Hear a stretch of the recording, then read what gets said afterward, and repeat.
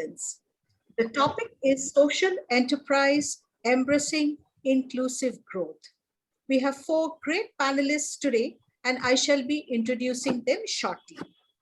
I warmly welcome our core committee members, Mr. Saurabh Ghosh, Advisor, Shikshayatan Foundation, our Secretary General, Mrs. Brotati Bhattacharya, Principal Dr. Shuman Kumar Daw, and all professors, students, and participants present today. Before we start, let me show you a short video about Calcutta Business School and its connection with Shikshayatan Foundation, the apex body of Calcutta Business School, which is celebrating 100 years of educational excellence. May we have the video, please, Mr. Sunil Ray? If excelling is your essence, then you are welcome to Calcutta Business School. Center of Excellence, centered on excellence.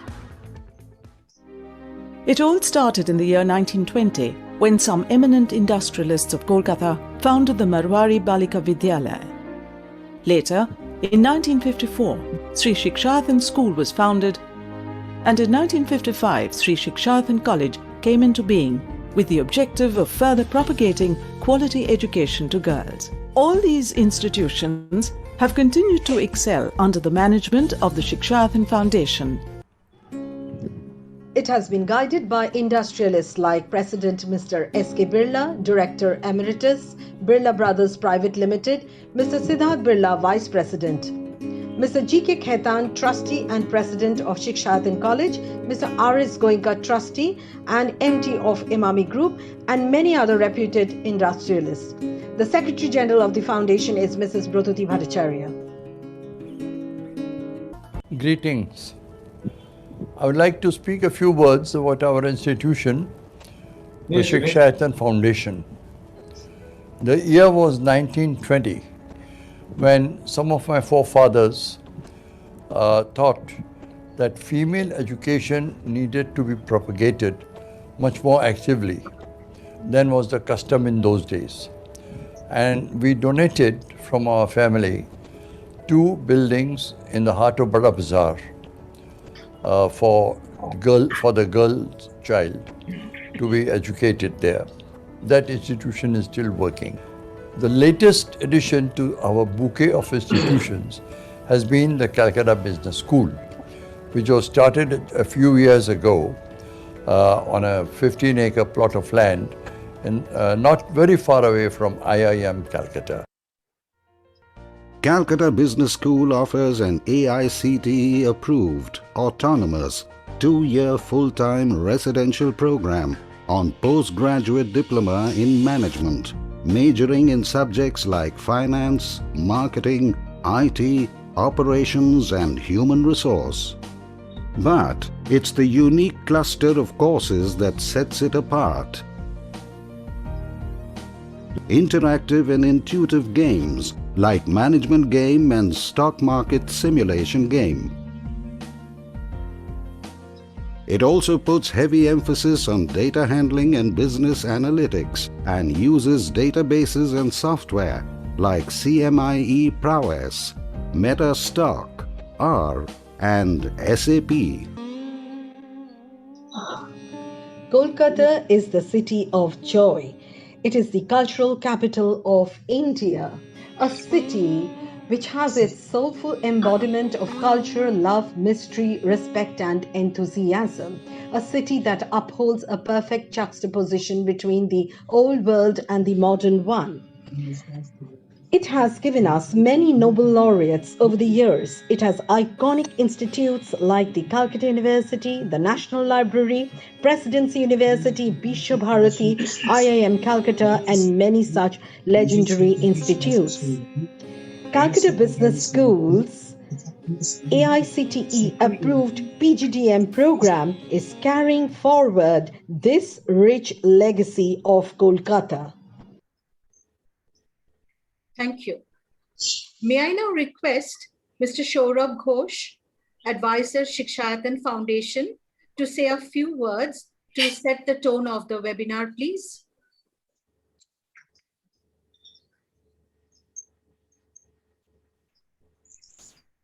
Thank you, Ms. Ghosh. Good evening, Mrs. Brotati Bhattacharya, Professor Shuman Don, professors of Calcutta Business School, the students. I heartily welcome Professor Indranil Bose, Dr. B.K. Datta, Director, Vivekananda Institute of Biotechnology, Mr. Shishir Das, Director, Work, Dr. Ajay Mistry, Managing Trustee and Chairman, Humanity Trust, Moderator, Professor Shubhendu Majumdar of Calcutta Business School. Today's webinar has a far-reaching impact in our socio-economical status. Social enterprise embracing inclusive growth infers an impartial allocation of resources with benefits incurred to every section of the society and creates opportunities for all.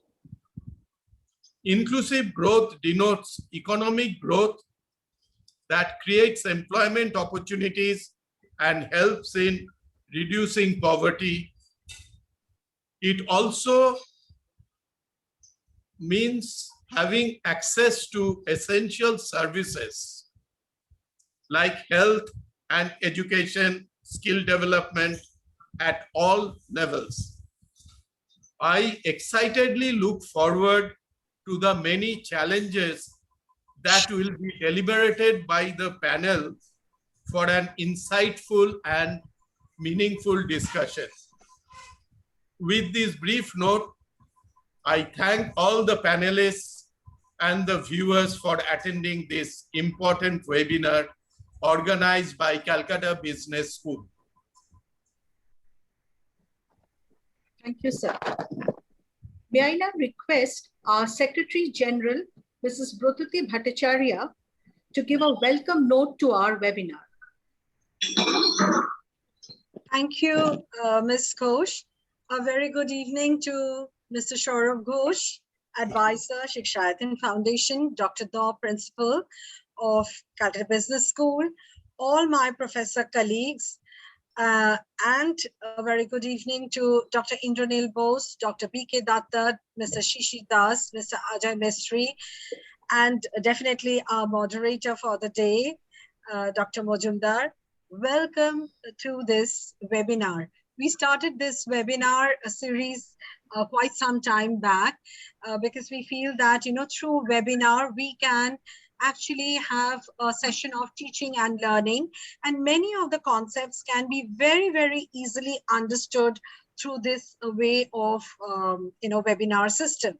And today's topic, as already Mr. Ghosh has mentioned, that yes, our policymakers in both developing and developed countries have always become, very much concerned with the high level of inequality, which creates negative consequences and reduces definitely equitable growth and increases poverty, and which undermines the political stability, and it creates a lot of conflict. So today, from your deliberation, we would like to learn how we can have inclusive businesses necessarily which prioritize value creation over value capture, and how it can be based on a net value they create on income constrained group. So without spending any more time on me, talking about this, I pass it on to Ms. Ghosh to carry out the webinar proceedings. Thank you so much, and welcome once again to our beautiful, beautiful business school, Calcutta Business School, a unit of Shikshayatan Foundation, an educational institute which is 101 years old. Thank you.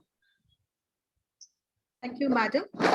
Let us now proceed to the webinar, and let me have the privilege of introducing our today's panelists. Dr. Indranil Bose is the Dean with the School of Business, University of Bolton, based at UAE. He has the experience of teaching diverse student groups, pursuing vocational business management curriculum under different UK-based accreditation bodies. He is a fellow of the prestigious Higher Education Academy UK, and his teaching expertise lies in research, methods, strategy, HRM, workforce modeling. Welcome to the webinar, sir. Dr. Ajay Mistry is one of the finest GPs in Kolkata, and he's the trustee and chairman of Humanity Trust, which has a humanity hospital in Joka. Perhaps many of you have heard about this hospital and its humble beginning by a lady, Mrs. Shuhashini Mistry, who lost her husband because she could not afford the much needed medical treatment. With her meager daily living wages and tremendous grit, she built a hospital and made her son a doctor who is here today. Today, the hospital is offering free medical treatment to thousands every day and expanding to remote areas for the needy. Perhaps there is no better example of inclusive growth than this.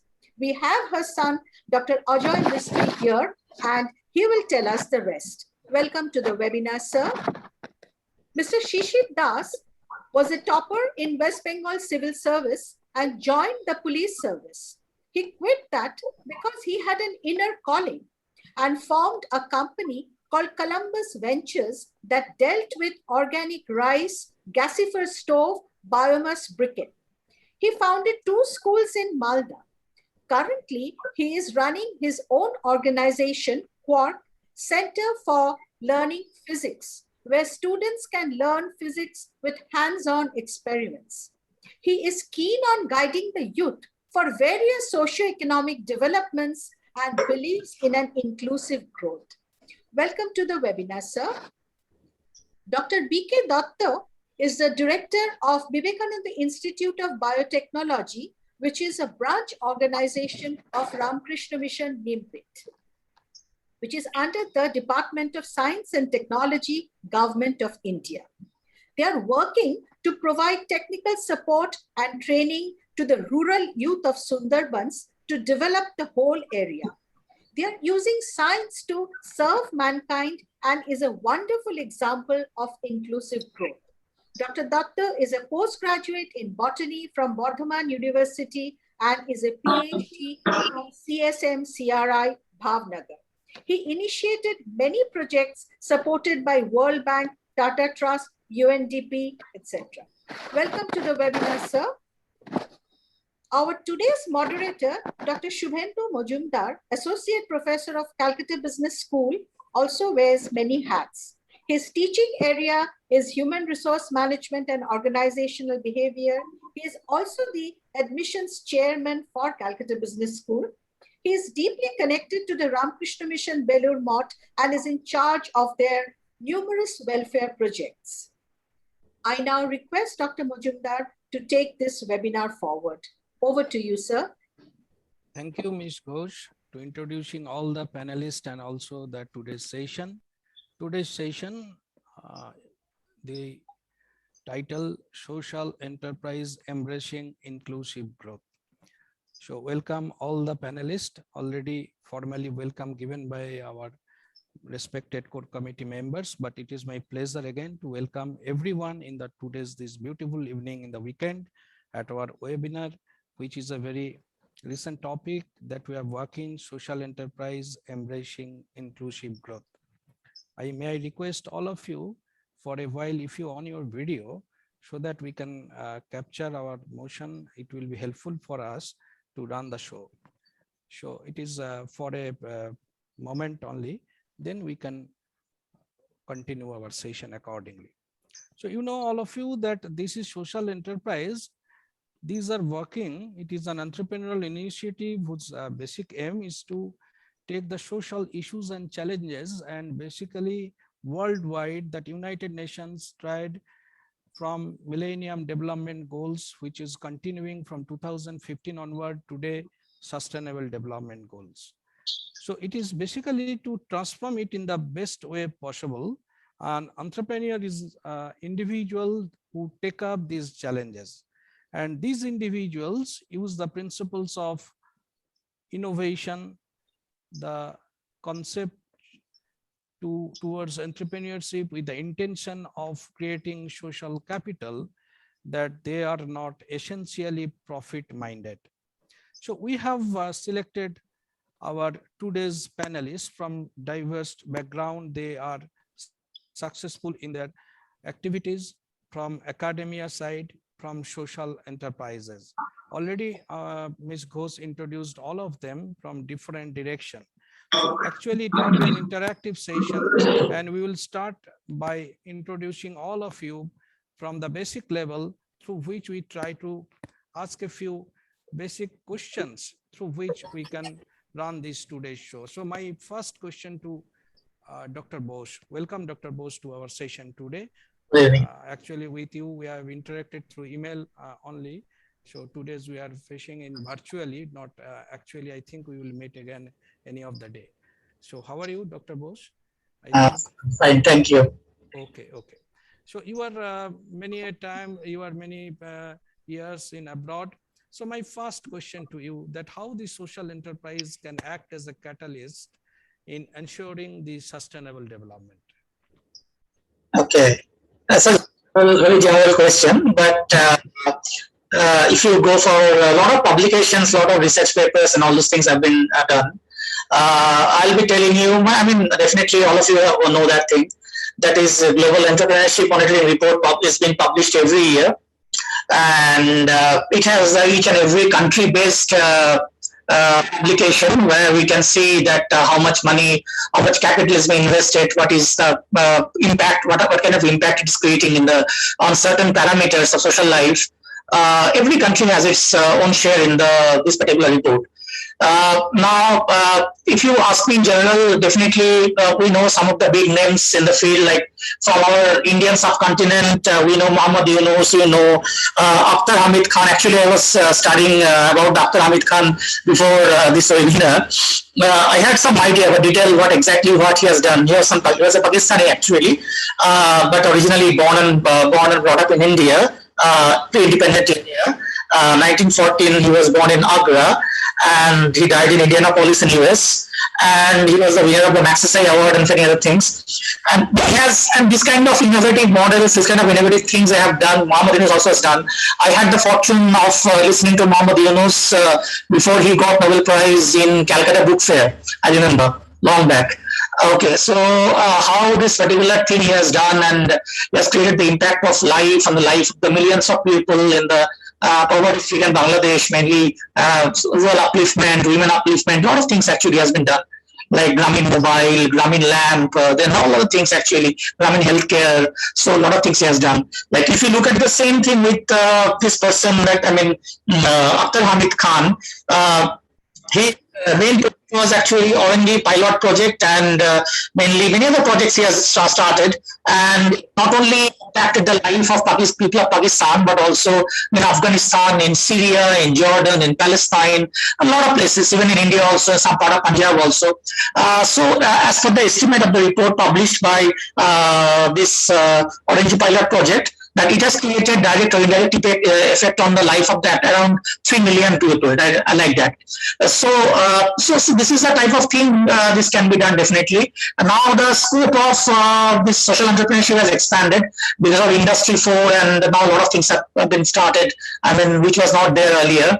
And the scope of people's incorporation, involvement, and many other things through their capacity building, through their advocacy, getting the market and other things, which is very much possible. I'll be sharing some example later from UAE actually, what is happening here, because it's a country which is a very dynamic nation and very young nation, very innovative country, and they're doing quite well in the field of social entrepreneurship. So I'll be sharing those things later also. Thank you. Thank you, Dr. Bose. You have started the motion in a right direction, that you have told on the women empowerment, capacity building, and obviously the example of You are not audible. Professor Majumdar, you are not audible. Actually, you have to hold your microphone probably a little closer. Audible now? Yes, it is audible. Yeah.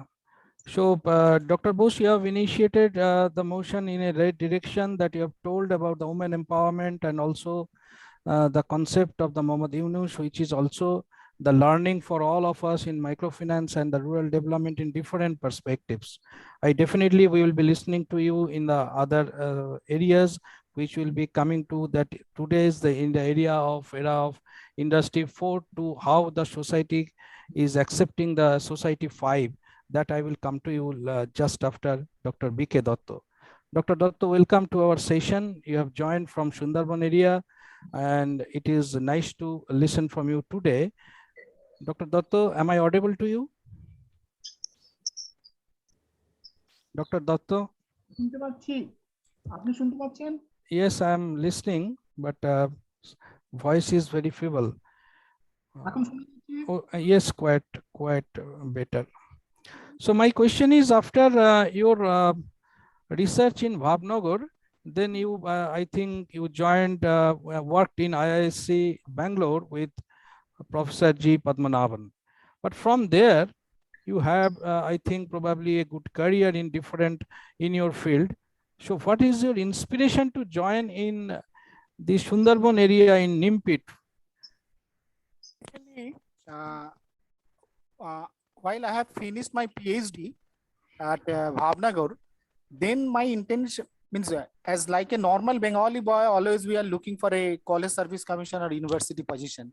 So naturally, when I went to Bhavnagar, my target was to get that only. But you can say the environment of Gujarat or the institute was such that the day I submitted my PhD thesis, I decided that that will be my last option. So initially it was that I should start an industry sort of thing. But then it is, I will put it this way, destiny or like both of us are supposed to go to England. But instead of that, we had been to Delhi, to DBT. There, one of our very good friend and senior, she was a senior advisor. She suggested me to come to Nimpit and see the activities and to start the industry here. It was basically on a alpha from this mangrove forest. But after meeting Swamiji, first thing he has shown me the whole ashram campus. It was a Ashtami Puja. So after seeing that, you can say I joined as an employee too. But after that, little bit this experience and working with him for such a long time, the philosophy or the aim of my life changed totally. This is the background of my working here and seeing the condition. First time when I visited Sundarban, my first reaction was, this is my country. This is the situation of the places. Whereas in our country, technologies are there, fund is there, qualified people are there, but it's not reaching the people. That was you can say, my inspiration or the background of my joining here. Yeah, thank you, Dr. Datta. Actually, when you joined in 1994, it was a DBT project. Probably it was Department of Biotechnology supported project, DBT supported project. And that time, it was 1994, now to 2021. In between, we are passing a pandemic time. So many years you are seeing from these rural areas, how you have initiated the projects. What are the projects initiated till then for the society's benefit? Yeah, that way, that biofertilizer initially when it started, that biofertilizer program was only two components, blue-green algae and azolla. And with that technology, while we are going to the people in the rural area, they are not listening to anything about azolla or blue-green algae. Scientifically, to get the success in BG, it's very, very tough. But azolla is a very simple thing, but we are not getting. Rather, people are asking us, showing the plant, what is the problem, what is the disease, what we should do, what medicine we should do, like that. So my understanding was that it should be a integrated approach. Then another point also I noted that we are talking about the biofertilizer, use of biofertilizer, but wherever we have gone, there was no functional system available to the farmers that I'll be able to get my soil sample analyzed. I'll be able to understand the nutrient status so that I can select the formulation or the proper biofertilizer for my soil or for my crop. At the same time, biopesticide also. Over that issue, when we started thinking, then suddenly one of our very good friend from DST suggested me that, Dr. Dotto, why don't you build up some employment generation program? It was a MACSAT, Mass Employment Generation through Science and Technology program. So what we did at that time, that different skills we have, you can say, put in a bundle or a package: soil testing, use of biofertilizer, production of biofertilizer, use of biopesticide. So that way it was a trade which we designed for the rural people, that those who have passed school final or 11th standard, they can take up this program. Initially, we got a, you can say, resistance from the State Department, from universities, that how do you think that a 10th standard boy will be analyzing soil sample and giving the soil nutrient recommendation, fertilizer recommendation to the farmers. Without BSc chemistry, they cannot do. But today, seeing the success of our program, they also understand it's a skilled job, and main thing is the skill. With the skill, we have to relate the science, and that they can understand. In villages, so many people are there, so many students are there who are not able to pursue their education, but they're quite intelligent, and they are in the agriculture. So they understand very quickly, and their success rate is also more. So this. Yes, Dr. Datta, actually, it is my pleasure to work also in some projects with you. And whatever I have seen, that whatever you are now saying, you have already started with Calcutta University postgraduate diploma in biofertilizer. And basically, where there is no restriction for science graduates to join, anyone can join from other graduates. So therefore, it is a learning for me that science, whether agriculture, it is in the field. And where the university master graduates, master degree holders, PhDs, they are not going to field. Whether the rural boys passing graduates and they are now going through this PG diploma in biofertilizer, and they can be an entrepreneur. So it is the vision. Is it so? Yes, yes. Not only that, we have started this also, that after completion of their postgraduate diploma, we are providing them internship. And after 1 year internship, they are supposed to do the mentorship. They will be 3 years associated with us, so that they are successful social entrepreneur. That way I put it. Thank you. I will come to you again with other many things we need to know from both of you, Dr. Bose and Dr. Datta. Now my turn to Mr. Shishir Das. I know him many days. You were welcome, Dr. Das. Am I audible to you? Yes, firstly, I am not Dr. Das. I am Shishir. No, Mr. Yes, Shishir Das. Yes, yes. I am the odd man in this meeting. No. You are the right person. I know you, and it was actually, if you can introduce yourself that way, I know that you are in police service, civil service, West Bengal civil service, joined in, if I am not wrong, it is in 1995. After 12 years of being a deputy superintendent of police, you resigned and started entrepreneurship, social entrepreneurship program in Malda.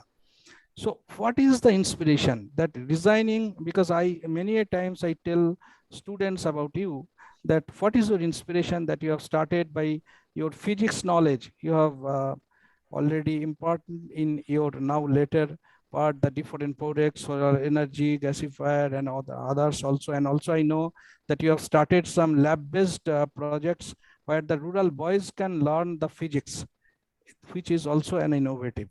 So empower rural sector. So if you start, session is over to you. Okay. Actually, when I left the job, I had the idea to leave the job, but I had to leave the job at least 2-3 years earlier because of some troubles which were going on with my senior bosses.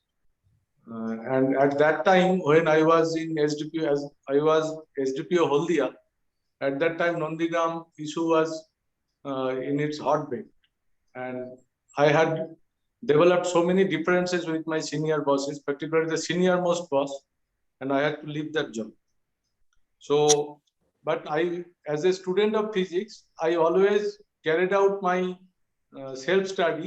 particularly in the field of renewable energy.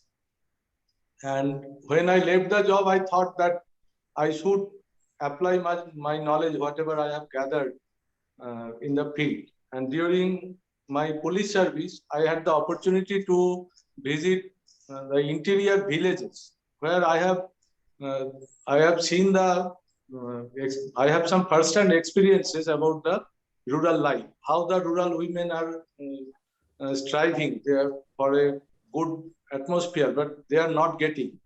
They had to use that smoky chullas for cooking. They use the kerosene lamps for lighting. So I thought that whatever knowledge I have gathered, and I should do something which will benefit the society as well as I can earn some money for my uh, livelihood. So with that idea, I have started, and gradually it has developed very fast because only a very few persons in this field were theoretically or technically so much knowledgeable. What I have gathered uh, uh, out of my curiosity. So that helped me a lot. Later, I have done some other projects. Uh, I had, uh, I felt that the education, that is the main thing in present situation, that uh, only marks, people are judged by their marks only. So that system has gradually it is uh, uh, actually it is the main blockade of our students to get their capacity built up. They are only running for marks and marks. Now, so about social entrepreneurship, the person who are at the helm of their education, somebody is doing management, somebody is a doctor, somebody is an engineer, but I think only a few of them have the rural exposure. If they don't know the society, how they have very keen desire, they may have very keen desire to help the society, but for want of first-hand experience about the rural life, they cannot coordinate everything in their venture. So, but I had that opportunity because I came from a moderate, lower middle class background from a district town, and I had the exposure of having my study in a good university, in a good department. I had very good friends in all fields, and my exposure in the service that helped me a lot. So that's all about this. Thank you, Mr. Das. I will be listening again about capacity building and also your projects, because you have already, I think, last 10 to 12 years already working with these projects. Yes. And these are, yes, I met you just last 2-3 years back again in ISWBM in one Yes. seminar.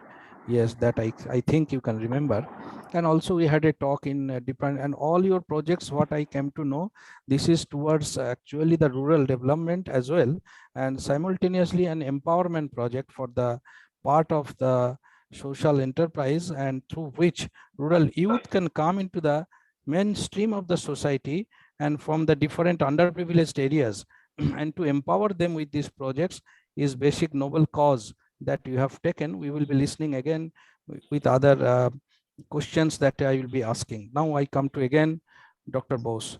Yeah, Dr. Bose, you have already initiated and also told about the different model and also the model of Muhammad Yunus. What I want to know about you, and you are the right person to judge this area, that we are transforming the society from industry 4 to this, how the social enterprise can bridge the way towards society 5. Now it is a new direction. So how do we proceed, and how you are looking from abroad the society? Dr. Bose. Dr. Bose, please. I think, sir, he has been disconnected for some other reason. So Okay, let me now check. in Continue, between, sir. yeah, in between, we can come to Dr. Datta. Dr. Datto, am I audible to you? Yeah. Yes. Yes, yes. So we have already listened, and after coming from Bhavnagar, you have started your journey in NIMPIT biotechnology, started with the rural different people having. I have seen, it is my curiosity, I have seen in your lab that many women, they are working in, okay, and I think, I'm sure they have no formal degree, okay, and one day I have seen that they are working so passionately, and they are having, without this formal knowledge, how they are working with the science, what is the mystery behind it, that they are doing correctly. And I know that there is a target that they have to, the prawns and all other tissue culture, the target that they have to do this culture, they know the science apparatus, the temperature, it's different using. So how do you manage that this probably they, without having this formal education, these people come into the science lab and they are producing this tissue culture, banana culture probably. Please, if you update us about this. Yeah, as I told you that while working on this biofertilizer technology, our target was 10 standard boys from the villages. That time, few girls also joined us. At the same time, we started one tissue culture program to get qualified and trained manpower from Calcutta or somewhere else. That was not possible. It is a rural area. NIMPIT is far away from Calcutta. At the same time, we started working on a VOTEC program supported by UNDP. The main theme of that program was competency-based program. So our target was that if a girl with a basic education are trained properly, and we can make them competent to deliver the desired objective. And that way designed the curriculum and designed the training module also. And with our resource persons, many researchers, they have helped us, Dr. Sulekha Hajra, Professor Sukumar Gupta, they came here and they have spent their time, and Dr. Rama also was there. They have built up this team. Now these girls are only training their next batches. So we started with banana, no doubt, but at the same time, I would like to tell here this also, that we are not successful hugely. In Pallishama Swarachandra, somewhere he has told that we are living, that is the success, that is our achievement. In NIMPIT, we could maintain that, that is our achievement. We could build up the team, that is our achievement. We could not get, or we could not make a huge success, but it will come. The platform is there, the success will come. Okay, but what are the other research areas that conducted by Biotechnology Institute rather than tissue culture? I think soil testing is there, mushroom. Testing, mushroom is there. Mushroom also, many village level women, they are involved in this, the production of mushroom. They get the training, they get the culture from here. At home, they produce the mushroom, then they market. From aquaculture also, in villages, many housewives, they got trained, whatever limited resources, water. Dr. Datto, please, voice is not properly coming. Yeah. Now? Yeah. So those village women, housewives, in their household ponds, they are now, you can say, doing this aquaculture. They are able to enhance the income. Apart from that, in Sundarban area, many beetle vine orchards are there, panchas. So many women are involved in that program also. Their production of the vermicompost, production of the herbascular mycorrhiza, this type of things are also giving them some, you can say, remuneration or income. Then this tissue culture hardening for the self-help group people in the villages, it's a very successful venture. Recently, we have started with elephant foot yam, that micropropagated seed tuber production is going to be a source of income for them. Recently, very recently, we have started banana fiber extraction also. The banana plants generally is, you can say, we are, it is a waste. We don't use it. Either you use it as a feed for the cow or for the compost. But after extracting the fiber, it can be done like that also. So that fiber is going to give, but the technique is to be refined. Basic success we could get. So these things, and the honey also we are doing. Honey is also a very good program for our the rural people, not only women, the honey hunters. We started with the honey hunters, but we go for apiary honey also.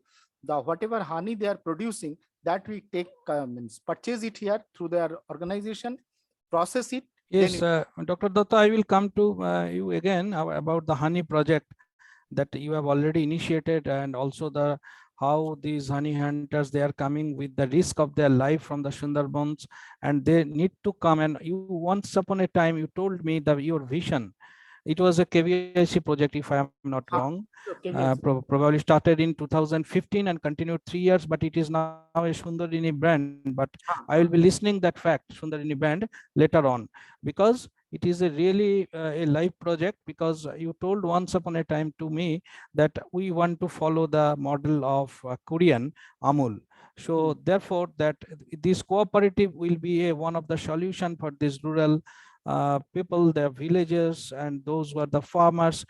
Basically, we directly can link them to the market. Market is actually an issue, that how do I connect the farmer to market? There will be no middleman concept.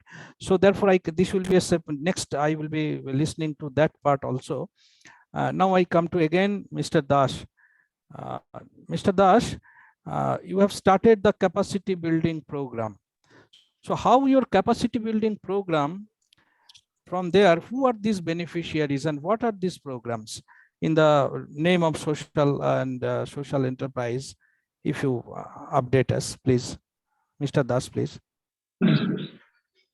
Yes, actually, I had good connection with many rural people. Particularly, I prefer the rural youths and women who are very much interested to stand on their own feet. So they don't know that they don't have much capital. They come to me and ask, sir, I can arrange this much of money. What kind of job I can do? So with my knowledge, I had undergone training on dairy development as well as goatry farming and mushroom cultivation. I had completed almost in all fields, and I thought that there is many different women and different rural youths. They, even from the safety of their home, they can perform a lot of things. So as per their suitability, I guide them, and I also some of my friends are in the banks and other fields. NABARD, I connect them with the bank, and in this way, almost 30 to 35 rural women, they have settled their own business and they are doing well. Somebody in the field of mushroom cultivation, somebody in the dairy, say with only 2 or 3 cows they have started, but now it has been extended to 10, somebody to 12. So this way, so I think that the main problem is integration of the rural life. Somebody knows dairy very well, somebody knows goatry very well, somebody knows mushroom cultivation very well, but there is nobody who can integrate everything. Because if we grow mushroom and that straw, the residual straw, that is Professor Dotto, Dr. D.K. Dotto, he will be knowing very well that it is very rich in lactic acid. If that is after drying up, that straw is fed to the cows, the probability of milk, that will be at least 20% higher. But nobody, the people who are cultivating mushroom, they are not doing it using they don't have the dairy. So if they have these two, then only the profitability will be increased. And so I think the dairy persons, they don't know what kind of fodder they should grow. So, but there are many knowledgeable persons who know very well how to grow fodder. So this kind of knowledge insemination and integration of everything, that is the key word that should be focused upon. In today's world, we have a lot of knowledge in different fields, but there are few people who can integrate this. I think Dr. B.K. Dotto and I will request to the other panelists also to throw some light on this field. Okay, so you are you updated us about the mushroom production. So is there any variety, Western or milky? Which No, one? I actually linked them up with Sargachi Ramakrishna Mission. Okay. Swami Vishwamayanandaji is there. He is helping me very well. I actually do the linking job. I also connect some youths with the DMR, Directorate of Mushroom Research in Okay. So actually the capacity building by creating a liaison with and I want to add one example. In Rampurhat, I have started a unique project. Some rural women, I have taken 50 women from 50 villages, and a NGO is there, Seva Niketan. I have motivated them to do the business of sanitary napkin. In the rural villages, rural women, they can afford rupees 30, rupees 40 a month for their own health and hygiene. But out of the social taboo, since most of the shops and are dominated by male persons, they cannot reach the shops and buy the sanitary napkin. So they will feel more comfortable if some women from their village, if it is available with haram. So with that motive, I have connected at least 50 such women from 50 villages. And the project is very successful. The most of the women, they feel very comfortable, and at their comfortable time, they go and collect their sanitary napkins. So that is a very good project. I think anybody who is interested in rural entrepreneurship, he or she can focus upon this. That will be a very good thing to start. Okay, okay. Thank you, thank you. We want to know you from your renewable energy plan also. I just coming to Dr. Datto, but I will be knowing from, because your renewable energy, it is also another one of the very noble project, and actually a part of waste management can be applied to renewable energy, through which we can save energy, and also alternative energy needs to be done, and which will support the society as well. It is one of the good venture as a part of social enterprise. So Mr. Dash, I will be come to you again. Dr. Datta, because our two panelists today having some network issue, Dr. Bose disconnected. Due to that reason, Dr. Mistry is now in a remote part in Bakura, just inform me. So I have to now continue with you, and we will be discussing accordingly. And in between, our students are asking many questions. I will present their questions to, obviously, to you. Dr. Datto, please, we are just discussing with you about the project on honey, because the raw honey collected from Sundarbans, how it is branded, and we have to compete, or you have to compete with the branded this honey with, say, Dabur or other multinational companies, those who are promoting through their distribution channel. What is your plan and how you are managing? Because I have seen the plant in the Nimpit that you are doing with the best, and try to promote through a cooperative system so that their life can be ensured. It is a livelihood development project. So how it is managed and how we have initiated, how it has started, if you enlighten us with your concept, please. Dr. Datto, please. Before telling that, I would like to just, you can say, I'll just would like to, one issue I would like to address, that is, that what is the linkage between Calcutta Business School and this our work? Recently in the newspaper, it has come that Dr. Datto, please adjust your voice, please. Yeah. Sorry. Yeah. Before starting that topic, I would like to point out one important issue. That is, recently, means what is the point that Calcutta Business School is talking with us? The main point I feel, recently in the newspaper, there was a news that in NRS hospital for the position of dome, thousands of applications are there. After joining NIMPIT, I could feel that in our state itself, a huge opportunity is there for different types of employment, provided rural area is addressed, rural area needs are addressed. Even the product of the Calcutta Business School, if they go to the rural area, they will be able to find out so many avenues are there to start the enterprise, whether it is social enterprise or corporate enterprise. Rural market is a huge market.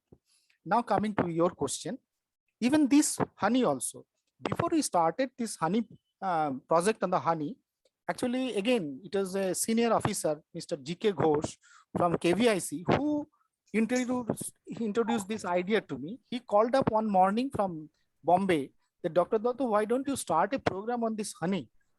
Because the honey hunters are facing trouble and they are not able to market the honey properly. In 2014, when we started this program, at that time, they were selling the honey 70 to 90 rupees per kilo. And now they are, this year, we have given them 230 rupees per kilo. You can imagine how much it has increased. Number one. Number two, they are collecting the honey, going to the forest is very true. They are risking their life. That is also very true. But at the same time, many methods are there so that their lives are not in danger. That protection they can take when they have the money. Secondly, after getting the honey, they did not go to the deep forest. On the outskirts also, they get the forest honey. That forest honey they are bringing, instead of selling it to the middleman, they have formed a cooperative. From that cooperative, it is coming to our center, which is processed. Then under a brand, two brands are there basically. With the Khadi, we are having Vivek brand, and we are supplying to the Sundarini Milk Cooperative Society, Sundarban Milk Union Cooperative Society. They are selling it under a Sundarini brand. So through this process, they are getting good remuneration at the same time in the brand value also. And we are sharing the profit also with the cooperative members. And with that money, they are able to start different other programs also for their alternate livelihood. That is also helping them, such as aquaculture, crab culture. For crab collection also, they go to the forest. They are getting into this trouble. But if crab cultivation or crab management, we can build up that type of facilities, then life will be much safe. Main reason is their income is less, so they are exploited. If we can increase their economical strength, they will not be getting exploited like this. That is the main issue. And cooperative formation is a good, you can say, learning for us. Initially, we are very reluctant. Except Amul, we didn't see much success in the cooperative movement. But again, one of our good friend from cooperative department itself, Shantanu Chaki, and one of our colleague, Shopon Sarkar, they have insisted to start this cooperative. And I could get, or I could say, I can see the success of this program. Yes. Thank you, because it is a very successful project and it is directly related with the livelihood of the Sundarban people, because they are the main beneficiaries and they are getting the benefit out of the project, their life becoming more enlightened and strengthened with this empowerment. And I think we need to continue, because very recently we had a meeting with you and the Hingalganj people, yes, with a Shapno Puran, that you know that whatever you mentioned today, that what we can do from the management point of view. Management students can go to market, they can study the rural markets, rural the different the livelihood, and also their different other parameters, and which we connect as a part of market survey, that which is a requirement, and also to form this cooperative directly to the market, and we can create a good joint project, of which already we have initiated with you. So I think it can make it forward and last before the pandemic.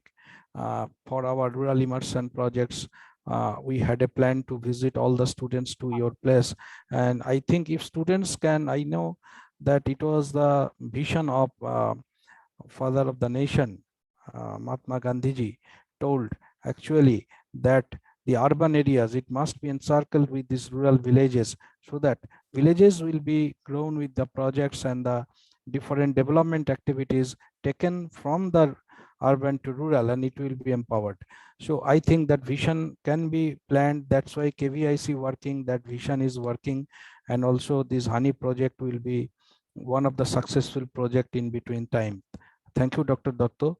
I will be listening again with other questions. I think Dr. Bose again joined. Dr. Bose, am I audible to you? Yeah, you're audible. You're audible. Okay. Actually, there is a network issue in the evening time. I know one of our panelists, he also visited today for one COVID relief work in the remote part of Bankura. He just communicated to us that some network issue couldn't join. He tried to join several times, so we are waiting also for him. So I actually, whatever we were discussing, that there is industry 4. Now society can make a bridge. These enterprises, social enterprises, you are looking from different perspective, not from India's perspective. You are in abroad, you are in Middle East, in also UK. So how these social enterprises can bridge this gap towards the society 5, the next generation society? Okay. So how it can be done? Your time starts, please. Okay. Before going to that part, because I was listening to the very knowledgeable person here, just I'm telling you, sharing one experience in India. It is you might be knowing that because I am a student of Ramakrishna Mission. I know these things a little bit. I studied in Ramakrishna Mission, so I have seen Lok Shikha Parishad and all in Purulia, what they are doing. I have a little bit aware about all these things. But I am telling you just one thing. There is an organization called, because Rural Immersion Programme, a lot of business schools, a lot of management colleges are doing actually. I worked in Rajasthan long back in 2000, I think 10, 11. So there is a body in Gujarat, in Ahmedabad, Center for Environment Education, CE. And CE is a national level body, and they have headquartered in Ahmedabad, district. And they actually, the wonderful program they have, they conduct specific 7 days, 10 days training program for the business school students, and they take them to the rural areas in different parts of Rajasthan or Gujarat, or even my students went to Orcha in Madhya Pradesh, in Ahmedabad and neighboring areas, in Ahmedabad, that is the Polo Forest area. I remember all these things. And one of the business opportunities, maybe not exactly the type of thing which has been happening in Bengal, but they are encouraging the people. I mean, and recently I heard they have joined hand with the Government of India project, which was started 3 years back. That is Hunar Se Rozgar Tak. That is very popular in actually in Jharkhand and Chhattisgarh. Because I worked in Chhattisgarh, Jharkhand also, I've seen that institutions are actually being selected by the Government of India to identify the tribal people, so that the training can be given to them, like capacity building, and some money is being given, some fund is being given to them, so that the rural tourism can be promoted. Government is giving them some money to set up certain 1 or 2 bedrooms at their houses in rural, very inside the urban areas, like remote areas in Chhattisgarh or in Jharkhand, in Rampur, and I've seen something like that. And they are now little bit, because it was initially planned to bring out the people who are joining the Naxalite movements in those areas. But it was hugely successful, and business school students are going to these places. They're experiencing all these things. People from abroad, they're coming and they're looking at, they're staying at the places and experiencing the rural life of these things. And the same thing is they're doing in that with the CE also. Okay, apart from that, CE has the collaboration with many foreign universities in abroad. Because Mallika Sarawai and all these people actually are the part of this organization. Vikram Sarawai was the founder of this organization. Now you can see, you guys just go to the website, you can see. Now I'm coming to the other side. Now, like the foreign countries, when you say, I am telling 3 examples. One example, and all out of 3 examples, 2 examples I'll be coming from Africa. Because I have a lot of students from Africa here, they study. One is known as the Project Life Alfie, another is called the Project Seed. Now, Project Life Alfie is something which is very popular in North Nigeria. You know, North Nigeria is a big country. I mean, it's a poor country basically. Nigeria is oil rich, but due to some reason, people are poor there. Now, and definitely politically disturbed, that country is that. Not Nigeria mainly, not South Nigeria. South Nigeria has a big cities like Abuja and the capital cities. Now, one of my students actually, who was here, was working with a bank here in UAE, and he came from Nigeria. I had a very good relationship with him. Now, he told me one day, sir, I was discussing in the class about the CSR and other things, social innovation and everything. So Now, when I'm talking about this particular thing, the project Life Alfie, that they said, see, regarding healthcare issue, Nigeria has the same kind of problem like in India. They have a very, low number of, small number of doctors there. Now, how they address that kind of thing? So they actually have taken that initiative by telemedicine. And the telemedicine, how now they have done it? They have, in North Nigeria, the entire North Nigeria have been identified as around 15 to 16 zones. And each zone, they created certain healthcare centers with the joint investment between the government and local entrepreneurs. And local entrepreneurs means the small amount of investment has to be done by the local entrepreneurs. Like say, I have a land, I have a plot there, I have a house there, spare room there. So I am giving it to the government to set up or to run a particular healthcare center there. Okay, and somebody from maybe 100 kilometers away from big city, from that some place, a doctor is sitting there on weekly basis, something like that. Maybe they identified certain disease actually, which are very common, like say gynecological disease or fever or malaria, this kind of disease actually. The doctors can talk to the people, local people, maybe 100 kilometers away in a particular area. And maybe I have a house, maybe I have a property, or maybe I have a land. So I take the money from the government can help me to find out the setup there. And say people are coming to the neighboring area and talking to the doctor in the rural urban areas through the telemedicine practices. So technology is being widely used in Nigeria, and this has impacted around 6 million people in Nigeria. 6 million people. And in those districts actually, so the people actually there, the living standard has improved because of large number of young people are working in the administrative roles. Some of them have been given training by the government, as also with the help of local entrepreneurs, as the say paramedics or the nurses, something like that. Not very hi-fi thing, but simple. I mean, these basic facilities were not there. Now talking about the second one, that is the project SEED in Kenya. Now Kenya is also a large project SEED actually. It is very innovative concept which was initially endorsed and approved by World Bank also later, and later also actually the Kenyan government with the help of the African Development Bank, they introduced this particular project.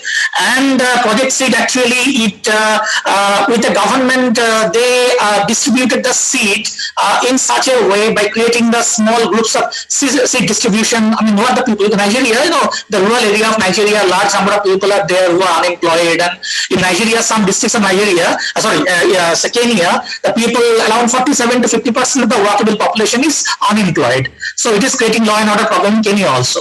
Now, these kind of people have been identified, they have been given training on the seed, on the soil culture and everything like that, and they have been asked to develop their own seeds, basically organic seeds, and selling it, and the government is helping them to distribute all those things, and it is also creating large number of employment and creating the impact in the society. Okay, so there are different kind of things is possible. In UAE, situation is a little bit different because we don't have forest here in that sense, and definitely healthcare facility is very developed here.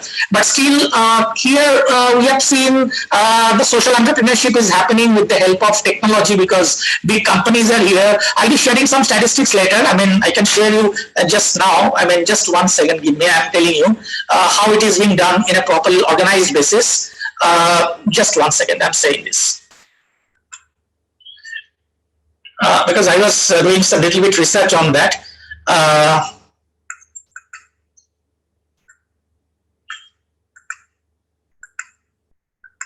Okay, I can just share one thing. See how actually social entrepreneurship has evolved in UAE. So you'll be having an idea of that. See, it is actually UAE is actually one of the most innovative nations in the world actually presently. So it is a developed country, very very developed country, and maybe many of the people do not know that UAE's economy is not oil-based economy. Only around 17% of the GDP of UAE comes from oil. Okay, unlike many other Gulf countries like Bahrain, like Qatar, Kuwait, Saudi Arabia. So UAE does not have that kind of oil. Okay, UAE has the oil only in Abu Dhabi. I mean, other 6 Emirates, UAE does not have oil. UAE's entire economy is based on innovation, entrepreneurship, banking, fintech, tourism, a lot of things are there. Okay, shipping industry. I mean, UAE has some of the largest seaports in the region, in the entire Middle East, in the entire Central Asia, and something like that. Now, what I'm going to tell you here, see, if you look at that certain statistics available, like Thomson Reuters Foundation, every year they come out with certain reports about the social entrepreneurship development in the entire globe. And in 2016, UAE first participated in this particular study, and UAE was the 19th position in the world in terms of the social entrepreneurship, climate, environment. Okay, and in 2018, the country moved to the 12th rank, and in 2020, UAE as the 10th position globally. So you can understand social entrepreneurship is being widely encouraged by the government and the other private sectors here also. Okay, now when you look at the certain basic setups, I mean, what kind of thing the social entrepreneurship thing is being done in UAE, all the Emirates has their own social entrepreneurship platforms, either directly controlled by government or supported by government or policy provided by government, or even the private sectors also have widely participated. A few examples I'm giving here, like Sharjah Entrepreneurship Center, that's called the Shera. Okay, Sharjah is one of the Emirates in UAE, you know that. And Sharjah is a complete, almost it's a city sort of thing. Sharjah has some remote areas, but most of the people in Sharjah stays in the Sharjah city itself. Okay, and now what I'm telling you, this Sharjah Entrepreneurship Center, Shera, was set up in the year 2010. And till then, it has actually supported 160 business ideas. And gradually, and actually, out of this 160 business ideas, 7 ideas actually have seen the real life. Real life means they have been realized. Okay, they have been implemented. Okay, social entrepreneurs, and how they are doing it, because see, there are different kind of things, and these 70 startups, social entrepreneurship startups, and they have been used around 24 million US dollar. Amount is not small; it's a big amount. Okay, and it has created around 5,000 job opportunities also in UAE. And when you go for this kind of thing, what kind of thing they actually do, actually, these entrepreneurships? Now, they actually do different kind of activities, like say starting from, even, many of the social entrepreneurship startups which is being based in UAE, they are working outside UAE, because there are some religious thing also involved in it, some of the political things involved in it, like they're heavily supporting, promoting, advocacy is being done, a lot of trainings are being given to the people of different countries, like mainly the developing countries. When telling you in India, you see, Sharjah Entrepreneurship Center, Shera, has a large amount of investment there. Their startups, investments in the states like Kerala, because a lot of Malayalis stay in the Gulf, and they actually have set up some kind of facilities there with the help of technology. Like, say, I'm telling you an example, even State Bank of India and many of the private sector banks, they have come up with in Kerala, like say, they have set up the ATM machines on the boat. Okay, in Kerala, that's a very unique project. I mean, it's not a new project, it's an old project. And for that, what kind of technical support, what kind of funding is required? This Shera is working mainly in Kerala and some part of Tamil Nadu, like basically. Okay, and I'm telling you, in other parts of, say, in Pakistan, a lot of Pakistanis stay in the Gulf, mainly in the UAE. So in Pakistan, they're also supporting about the girls' education. They're supporting about, they've set up the schools there, like Shishir, actually, I know Shishida very well. Okay, so these things are there. Now, when I'm talking about different other aspects, actually, see, even they have come up, I can say, some of their actually social entrepreneurship ventures actually have become so popular. Like I can give you an example, like say Palestine. Palestine is one thing which is purely based on the social entrepreneurship venture, but the Palestinian women refugees who are based in UAE, actually, okay, they're employed, and they have been given training by the local entrepreneurs, and many of the trainee refugee women, they are actually have become entrepreneurs. Now, Palestine, they become the franchisee of Palestine or some sort of thing. Okay, and they have been given training to make the luggage or the home decor or the handbags, which are the very big market in the Gulf, mainly in the UAE, Dubai, Oman, all these places. Okay, and what is being, I mean, this is not only has created the employment around 10,000 Palestinian women, but also has done it. Okay, now there is another concept came up. I mean, one major social entrepreneurship venture has been done here, like Now Money. Now Money is being done, is targeting the people. I mean, there are a lot of people in the Gulf, in the UAE and many other countries, mainly in the UAE I'm talking about. These people do not have their bank account. Basically low-skilled workers, like they're working as, say, construction labor and something like that. Okay, because to open a bank account, they should have a minimum salary per month here as per this country law. So they do not have the salary account. Now, what they do, how they get the salary? again, how they transfer their money to their home country. So there are some app developed by local people, and that's called the Now Money. It is a EU-based social enterprise which is developed some kind of things. So it is a fintech company. They have regularly updated that thing. They go to the different companies where the large number of this kind of work, like driver, like working in the restaurant and something like that. Their salary might be 1,000 dirham or 600 dirham. Very low skilled employees actually. You understand that? And for that they actually have enrolled them, and some kind of say the collaboration they have done with certain banks actually also done that. And the different Emirates, their governments have come out, like I'm staying in Ras Al Khaimah. Ras Al Khaimah government is a free zone actually. The Ras Al Khaimah free zone actually has positively supported this venture in different ways. Even some kind of guarantee have been given. Now it is not only giving the benefit, because Now Money has been developed by Indian expatriates who are in UAE. Okay, and Indian expatriates and around 3 or 4 young guys who are ex-bankers and very educated from India.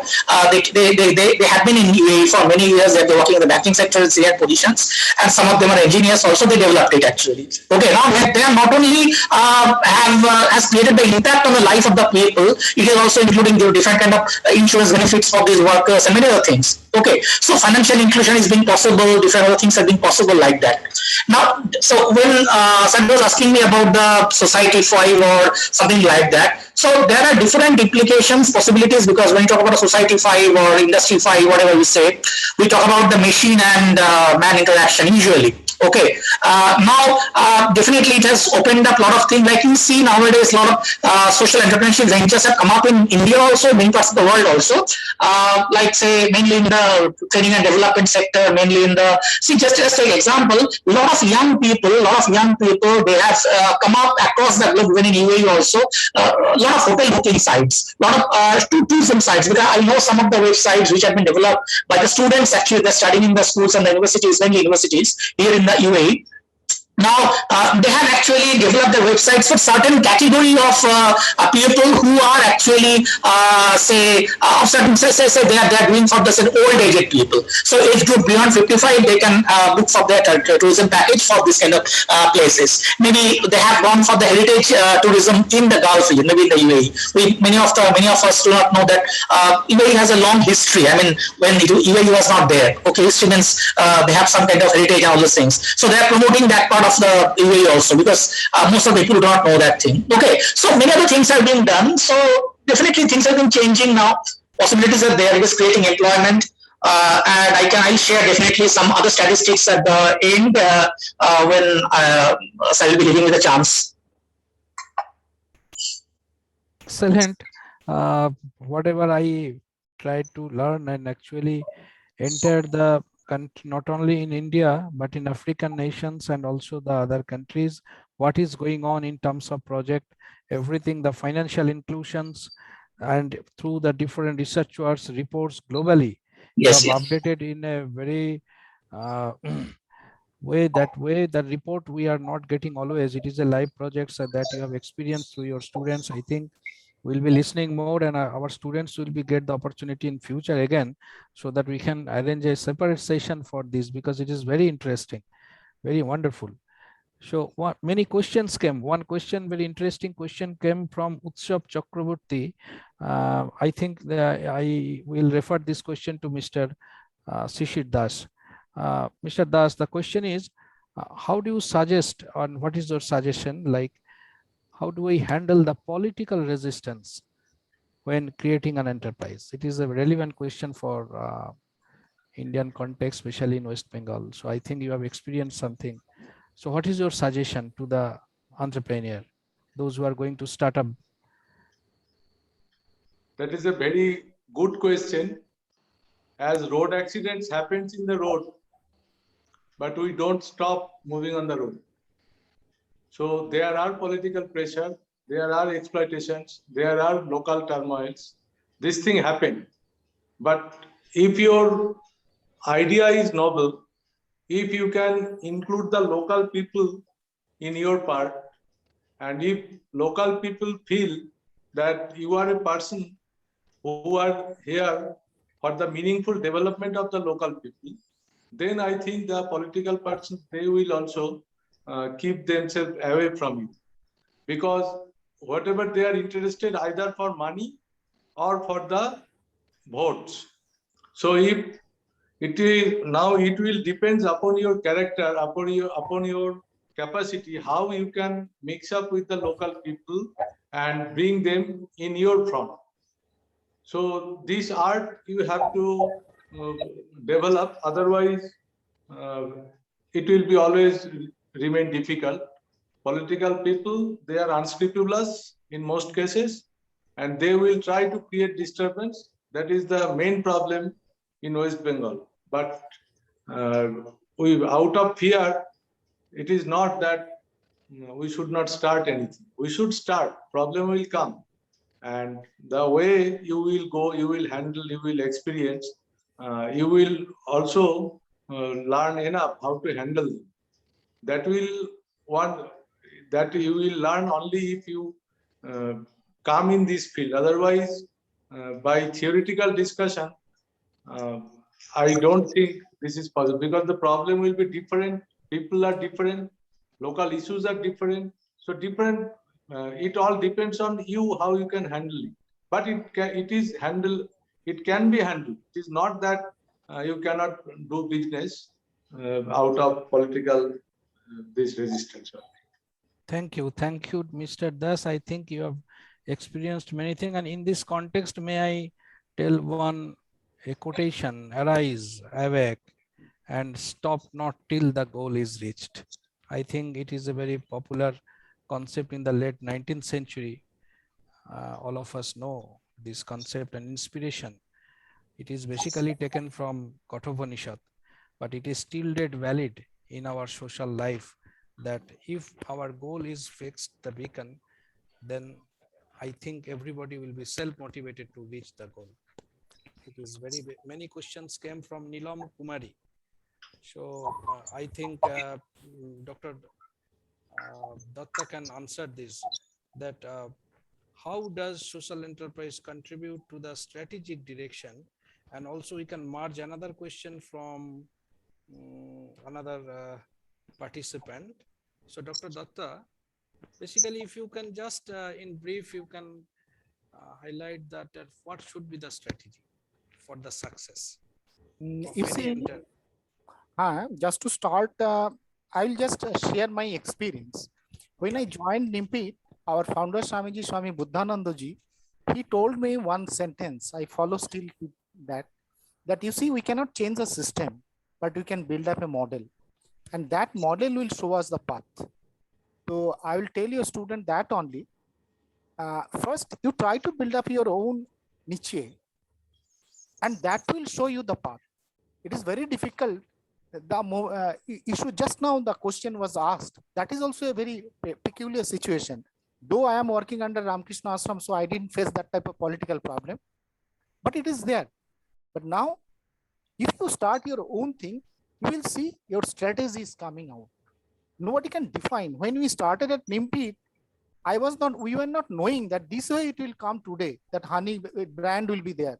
But slowly, as per the situation came, we have made our strategy. So you start and you will see the strategies coming out. And so this social enterprise concept, which came to our, you can say, the vocabulary, 1960s or 1970s, it is changing very fast, the Indian scenario.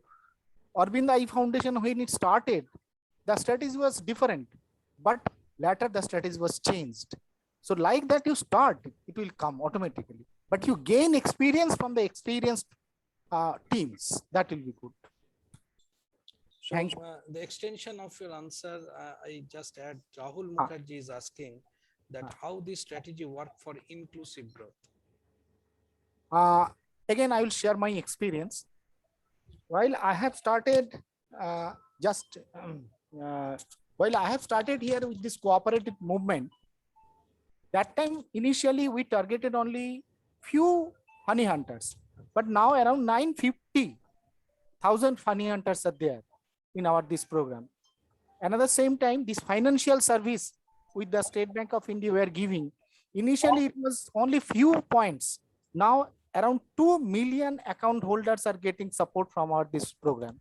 Yeah, it is. I know that it is a social inclusion as well as we Ah, can say financial inclusion, exactly. a part of RMEDP project, I Ah, think so. And just if you can, within a few sentences, you could tell us that how CSP are working, that customer service providers in the rural areas with the liaison of State Bank of India and with the rural boys, they are working, giving the financial services on behalf of the bank, and you are the mediator. That means you are facilitating this with a brand that there is a what we can say a MOU in between your unit and as well in the State Bank of India, and in ah, the different rural areas more than 300 CSP working on behalf of the State Bank of India. And under these inclusion services, it is a huge service to the community and also to the nation as well. I think it is the objective of the government also, and whether the people are working, they are getting benefit as well. Am I correct, Dr. Daw? sure, sure. At the same time, you see, these customer service providers, point persons, they are a simple graduate. Many times it is a 11th standard only. But many people, boys, they are earning 40 to 50,000 sitting in his own village. You can imagine the amount of the money they are able to generate, amount of resources they are able to generate. The mechanism is simple. You have to find out a scope or market potentiality in your area. You have to contact the bank. Branch will certify that yes, there is a potentiality, your whatever assessment you have made, then they will come to us with the branch recommendation, or this job we also can do, then we have to recommend to the branch manager. Then both of us will certify that this man is suitable or this girl is suitable.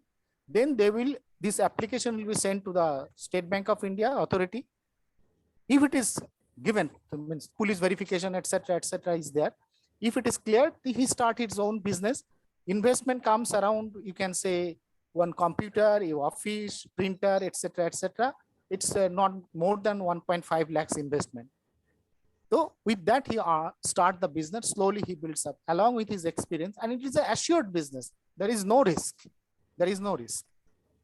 Yeah, another interesting question came from our respected Secretary General, Madam Ms. Bratati Bhattacharya. She is asking my question to Dr. Bose, that how do you feel, how do you encourage our students to take up this social enterprise as career? That means if we start that in PGDM program, social enterprise as specialization or a separate program, what's your view that what will be their career options? How they do start their journey to their life? Please, your advice. Okay. So, see, social entrepreneurship, which has a huge scope. I mean, there are a lot of proven facts, but definitely there is a risk involved also. Now, what I am going to say, the mentality, the mindset is very important, because see, it is social entrepreneurship cannot be taught in the classroom. First of all, it can be taught in the classroom, not in isolation, not in a single separate subject. There are many other areas and subjects you can teach them, like innovation, creativity. I'm just telling you one example. That's called multiple innovation concept we teach in the classroom. Like say, I taught one session, one module at one of the universities here. Like when I say something about say innovative mind or creative mind is very important. Creative mind, it's very important. We're talking about the mental modeling. To become a social entrepreneur, you should have this kind of mental modeling, creative mental modeling. Like say that we have to develop definitely in the classroom by bringing more like Professor Datto and everybody who are successful entrepreneurs and they have done very well. And this kind of real life examples, we can bring them in the classroom. Secondly, that one I'm talking about, say I take example of a tea. Now, what we say in the creative innovation class, like say if I just go on the board, we write a concept like tea. Now, from the tea, what kind of business, what kind of thing you can develop? Just come out with the idea. Now, when we call about the say mental mapping with the concept of tea, most of the students will say, okay, tea means tea shop, something like the tea garden, something like that. Yes, with the help of the tea, we can develop tea parlor, we can have the tea tourism, we can have, if you just think about little bit time, they can go for the design thinking, a lot of things are there. So definitely 5, 6, 10 ideas can come up. Okay, and for each kind of business, what is the challenge involved? What is the amount of requirement, amount of money required to be invested to start that kind of business? What are the risks involved? What kind of environmental factors involved? What kind of special strategic direction is required?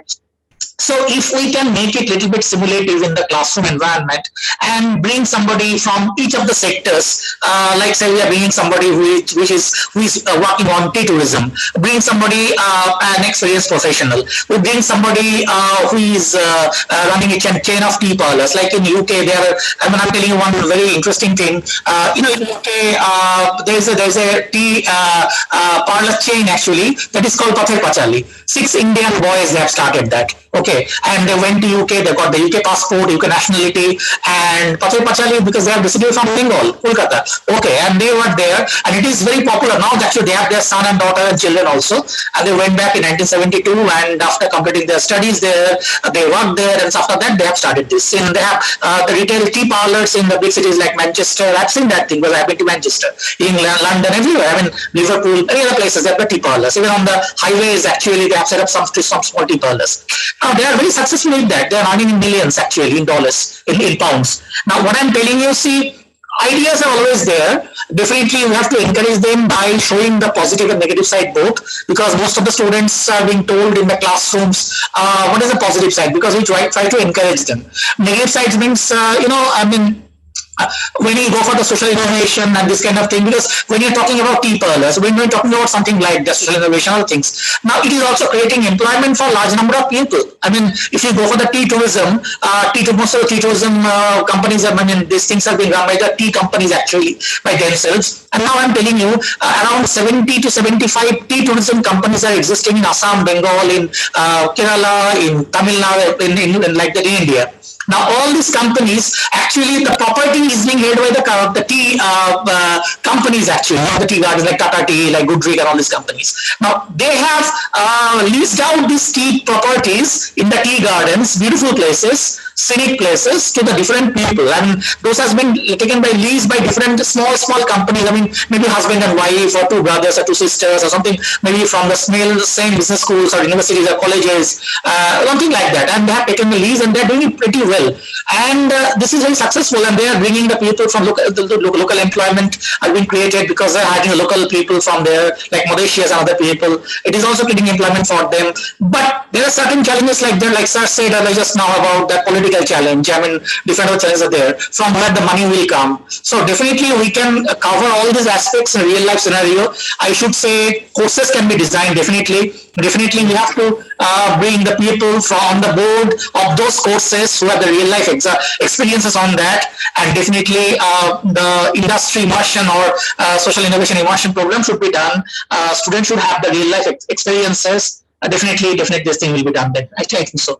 Oh, very nice, wonderful, and actually we are getting inspiration from your answer that Thank you. Yes, actually. Yeah, madam. Yes, please, madam. No, actually, it was very interesting when I was listening to you, and I was just wondering that, we do internship, and I think with your ideas, we can also have such things inside the campus, and we can start off in a small way and try to see, if that can actually take off, these ideas that you are giving. Why not from the business school itself? And see how these ideas can take up shape. And definitely, as you said, that we can have a curriculum for this. We can make a curriculum and have a specialization on this, and encourage this sustainable development models, and it's going to benefit everybody. Yes. Thank you so much. Thank you. Thank you, Dr. Bose. Thank you, madam. And also, it is our inspiration that we can definitely plan with the academic support as well, the field work, because in this district there are many such enterprises that are working, and obviously Dr. Datto, with whom we are associated last almost directly with 15 years, I can remember with my students of researchers with Vishavarthi University, I came to him. We are doing many projects, many days we are having a good relation, so we will get support. And also these agroclimatic zone, and also there are different agencies working. Dr. Datto, will you give us support? I think, Dr. Datto, please, I need your support. Definitely will do that. Always is there. Yes. Because your voice is not audible, so support is not that level. No, support is there. It is. Yes, I need much support to voice. Okay. It is there. Very strong support will be there. Okay, thank you. I think you know that 2004-5 onward we are working Yes, jointly. still remember. So, okay. So many questions came. One interesting question came from Somashri Mondal from Durgapur probably. She has joined. She is a researcher in going to research. I don't know whether she is now. She has given a question that how I think Dr. Bose or Dr. Datta, you can give answer, Mr. Dash also, that in this, why only in the rural area, why not in urban, and how these enterprises can be the subsidiaries of a large corporate sector, so that during this pandemic time, a group of people, they can get an opportunity of employment. I think that is the notion of this question, I think so. So any of you please in the panel. Dr. Datta, if you can please. I'll just share my one experience. Yeah. How the administration, our bureaucratic administration or political system disturbs us. During the pandemic in Sundarban area, it didn't come to, it didn't start from Sundarban area, in rural area, from rural area. It started from city area. But the forest officer, they stopped going to the forest, or they didn't allow anybody to go to the forest to collect the honey. You can see they lost their livelihood at the good amount of money they have lost. Number one. Number two, rural area I'm talking because I am working in rural area. I know the scopes. Urban area definitely will be there, but urban area situation analysis I will not be able to do. My personal experience also, as I have mentioned, that while I came to NIMPIT, that was my first experience to work in rural area, to see the rural area, the condition of the rural area. But we could find out that so many scopes are there. If professional managers come, today Amul is a very good success. People go for Amul's job. But when it started, many people had to sacrifice. Then only this success came. So means the Sumasti, the way she is asking, it is not like rural or urban. It's the question of opportunity. How you can take up the opportunity. That is the thing. How you can build up the opportunity. Okay. Thank you. Thank you, Dr. Datta. Many questions came from Nitu, Shweta, but actually these questions are in other way we have already answered. And also some of them are asking on the questions of innovation part of social enterprise. Someone is asking about the organization structure point of view, that is a management point of view. So actually all of you are working, so you know that how to give the structure of these enterprises. Journey needs to start fast, then automatically in passage of work, I think Dr. Datta will be agree with me that we have to work when working. It is not that structure is first formed, then work start. No, work start first, then structure automatically form. If my target is fixed, and for making the structure that I am giving this answer, I am working with Dr. Datta with different structural plan, that how to create a structure, how to create a pay package only for the daily wage earners, those who are collecting for the vermicompost, the raw different straws and other wastage and waste management. For them, we have already prepared a plan for them, so that these people, those who are having the downtrodden and economically they are underprivileged class, they come to the main front of the society by their earning and also with a good culture. So I think Shomasri and also the others, those who are asking the questions on organization structural point of view, structure automatically can be formed if your target is good. And we are already come across 1.5 hours in discussion. Many questions came. So these questions we will obviously send to you for your answer, and we get back to all the participants. We can arrange other sessions too. And my another question to Mr. Dash, that I am very much eager to know from you, Mr. Dash, please, about your renewable energy, how it works and how it creates the capacity building. Mr. Dash, please. Yes, renewable energy, actually, so much discussion is done on solar energy and other things. But I think biomass energy, that is the main thing which we should focus upon. India, being an agricultural country, it has a huge amount of agro wastes, which are either burnt in the field. There are so many reports that paddy straws and wheat straws which are burnt in Haryana and Punjab, and the smoke is coming and polluting Delhi. So this kind of straws, paddy straw and like this can be processed and good quality biomass briquettes can be made from it. Say, and it is pollution free if we use it, if we gasify it first and then use it, then it is completely pollution free. For example, that will help us realizing it better. In a panchayat area of Malda, say Milki Gram Panchayat, there are around 5,000 families. Most of the people, they collect the dry mango leaves and keep it in stacked form and use these as their fuel during the whole year. So in this way, they are burning it without any proper scientific arrangement. So huge amount of smokes are coming, and inhaling this smoke for 1 hour is almost equivalent to inhaling 20 or 30 cigarettes a day. So that is causing huge pollution, domestic pollution and kitchen pollution. That is the main pollution in the rural households, because people use unscientific method for cooking their food.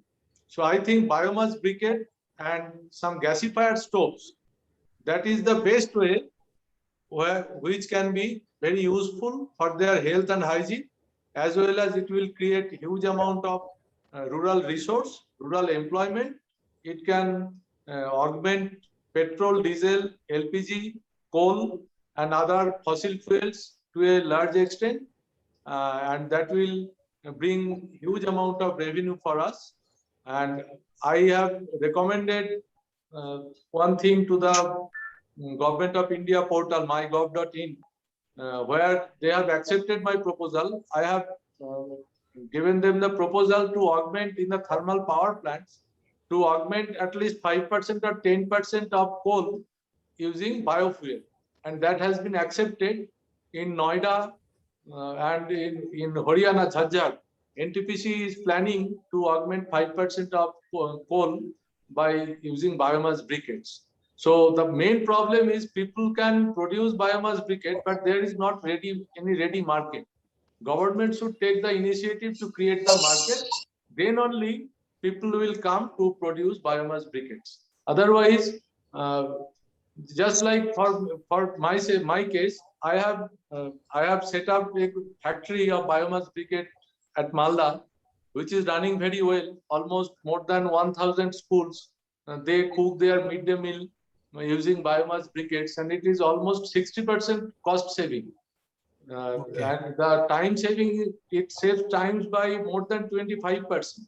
And it is risk free. There is no question of pollution, no question of explosion, no question of safety hazard. It can be easily stored. Everything is fine. It is running very well, but for only last 1.5 years due to lockdown, the schools are closed. So I am feeling some difficulty, but I think once the schools are open, it will be I can enhance it in a higher quantity. So biomass briquette is one thing wherein the waste product can be utilized, agro waste can be processed properly, and apart from giving us revenue, a lot of social wealth will be created. And secondly, in the urban area, as somebody has asked, that waste management, anybody can start with processing of waste plastic. Plastic is a menace, but plastic can be converted to good wealth. If the plastics are if we follow the pyrolysis process, from the plastic we can get from 1 kilo plastic around 600 ml fuel, which can be used, which can replace the furnace oil or like that. We can get 100 gram of carbon black. And the major issue is that we don't need any additional fuel, because a portion of the gas created by this, that will be recycled in this process to continue the pyrolysis process. I will ask your students that they can, if they need, so I can give them backup.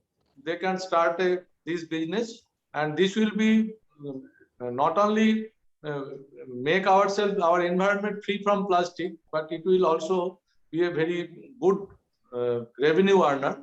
It is a good and challenging social enterprise. So entrepreneurship, it can be done in this way. Okay, thank you. And also your data will be useful for us, also for the students to learn and to know the projects, and they can work on it in the duration of their studies.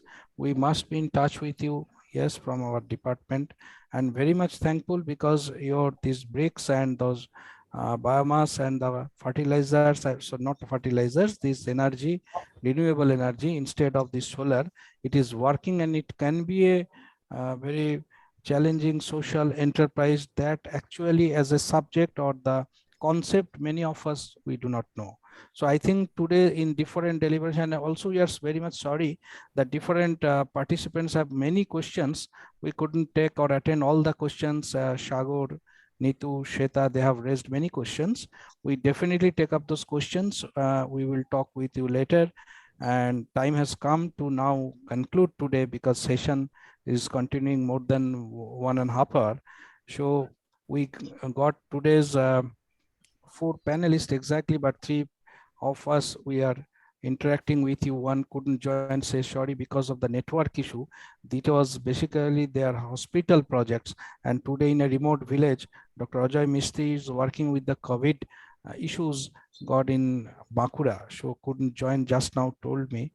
So, but we listened from Dr. Bose with knowledge about these women entrepreneurship, women empowerment, capacity building, and also the different examples from the different domains as well. And also the African nations, Kenya, Nigeria, Africa, in different parts in the how these local entrepreneurship and they are working, and the entire globe. He has given different reports and financial inclusions and mental modeling, real life examples we came to learn. Dr. Bose, thank you, Dr. Bose, for enlightening us with your this concept.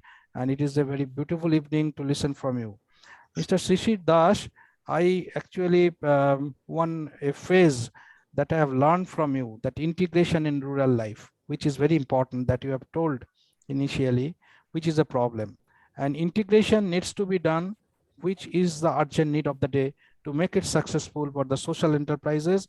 It is not that all the students or all the aspirants, they will be going to for the government job. No, they need to start with this enterprise. We have to encourage them for this integration and how to overcome the resistance. Resistance will be there automatically.